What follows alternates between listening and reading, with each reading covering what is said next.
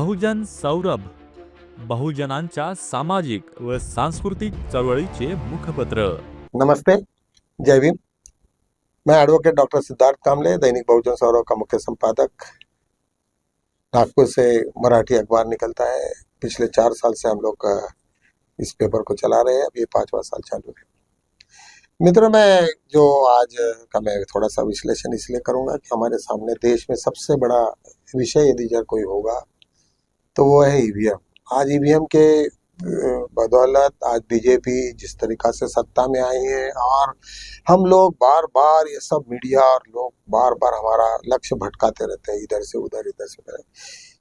ठीक है, आज हम बहुत सारे एक शशिकांत दुबे का एक जो वीडियो आपको सबको मालूम है, जगदीश धनखड़ का जो वीडियो आया है, वो जानबूझ के उन लोगों ने किसी न किसी को चिमटा लेके लोगों को डाइवर्ट करने का इशू उठाया हुआ है।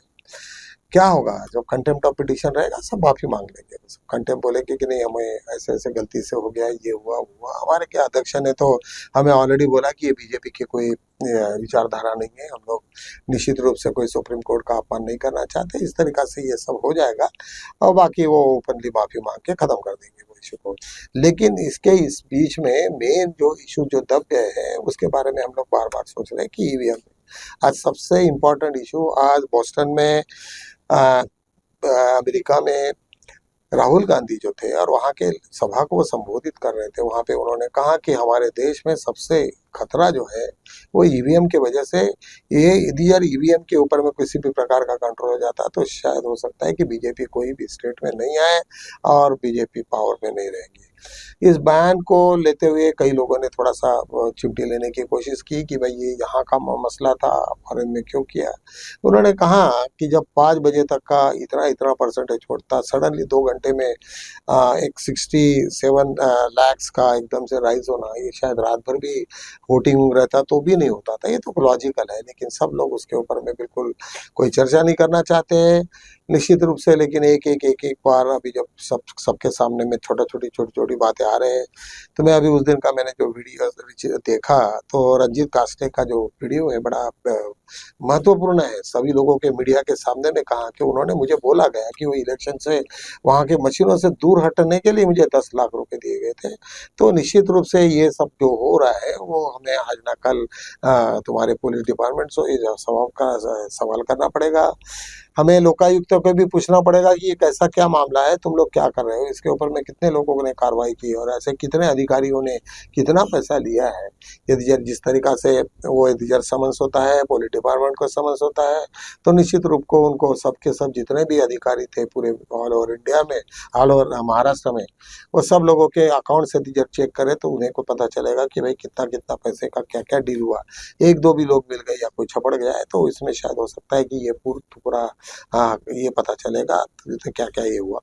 सेकेंडली, कहने का मतलब यहाँ पे हजारों के तादाद में लोग उसमें इन्वॉल्व है, बड़ी बड़ी गाड़ियाँ इन्वॉल्व है, बड़े बड़े पूरा कलेक्टर ऑफिस है इन्वॉल्व, उसके बाद में पुलिस डिपार्टमेंट इन्वॉल्व है।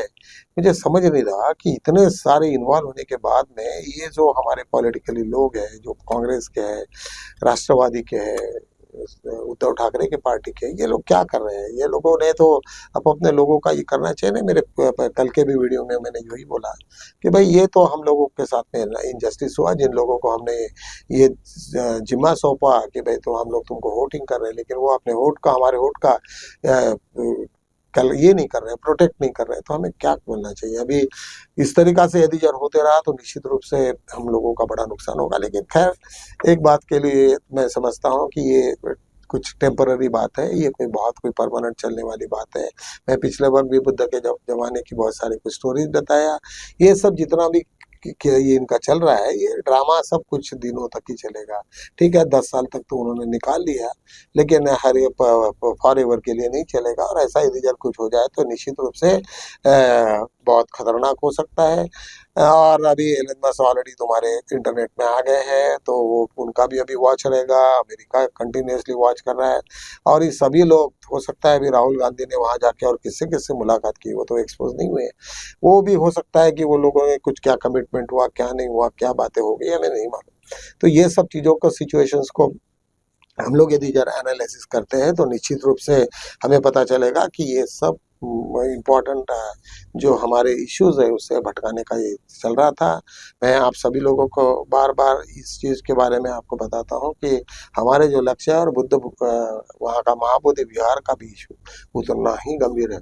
यदि महाबोधि विहार का इशू बहुत ज़्यादा प्रोमिनेंटली लोगों ने एक्सपोज किया और कंटिन्यूसली चलते रहा तो निश्चित रूप से वहाँ से ब्राह्मण्स कम हो जाएंगे। उसका सेकंड टारगेट और कुछ हो सकता है करके उससे न बोलते हुए मैं आप लोगों को सभी को ये कहूँगा कि आप लोग जो भी कुछ वीडियोस देख रहे हैं वो सतर्क रहिए और सब यूट्यूबर्स और ये वो कोई ऊपर में जहाँ तक अभी एक यूट्यूब में जो हुआ वो सबको सभी तरह पे सरीका है।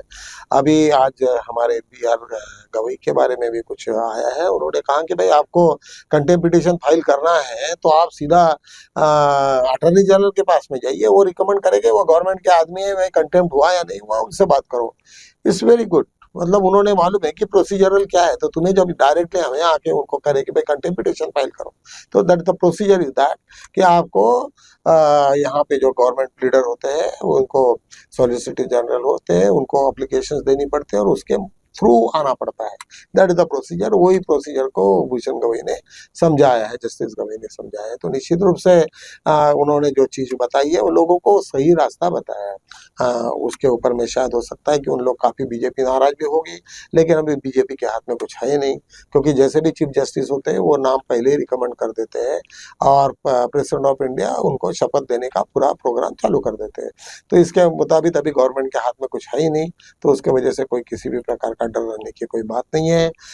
मैं आप लोगों को फिर दोबारा ये कहूँगा कि सब लोग अपने आप को थोड़ा मजबूत करिए, लिखना चालू करिए, कोई छोटे मोटे पिटिशंस लिखिए, गवर्नमेंट को लिखिए, पुलिस डिपार्टमेंट को लिखिए, वो वीडियो को देखिए और सतर्क हो जाइए। जब तक सतर्क नहीं होगे, लोगों को हेल्प नहीं करोगे, तब तक अपने कम्युनिटी को भी आप हेल्प नहीं कर पाओगे करके तुम सब लोगों की जिम्मेदारी बनती है कि कुछ ना कुछ सोसाइटी में अपना कंट्रीब्यूशन करें।